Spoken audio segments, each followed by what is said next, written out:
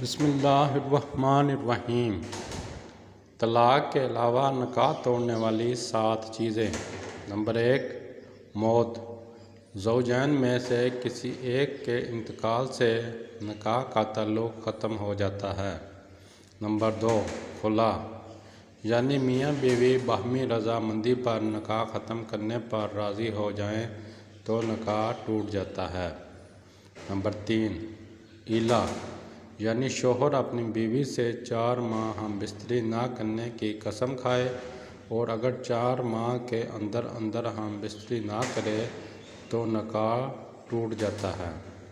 Number 4، الیان، یعنی شوہر اگر اپنی بیوی کو زنا کرتے ہوئے دیکھ لیتا ہے اور معتبر شرعی گواہوں سے اس کو ثابت نہیں کر پاتا تو اس صورت میں الیان کا حکم ہے، اور الیان یہ ہے کہ شوہر 5 دفعہ قسم کھائے اور کہے کہ میں اپنی بات میں سچا ہوں، اور اگر میں اپنی بات میں اور دعوے میں جھوٹا ہوں تو مجھ پر اللہ کی لعنت ہو، اور اسی طرح بیوی بھی 5 دفعہ قسم اٹھائے اور کہے کہ اگر وہ سچا ہے تو مجھ پر اللہ کی لعنت ہو۔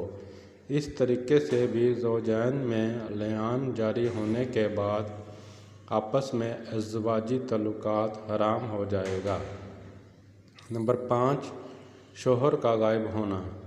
شوہر کے غائب ہونے کی صورت میں بھی امام مالک کے مستحق پر عمل کرتے ہوئے اگر مثبت شرائط پائی جائے تو قاضی 4 سال کے انتظار کے بعد بیوی کو غائب شوہر کے نکاح سے آزاد کر سکتا ہے۔ نمبر 6، ارتداد، یعنی دین اسلام سے پھر جانا۔ زوجین میں سے اگر کوئی بھی دین اسلام چھوڑ دے الظلم تو دونوں کا نکاح ختم ہو جائے گا۔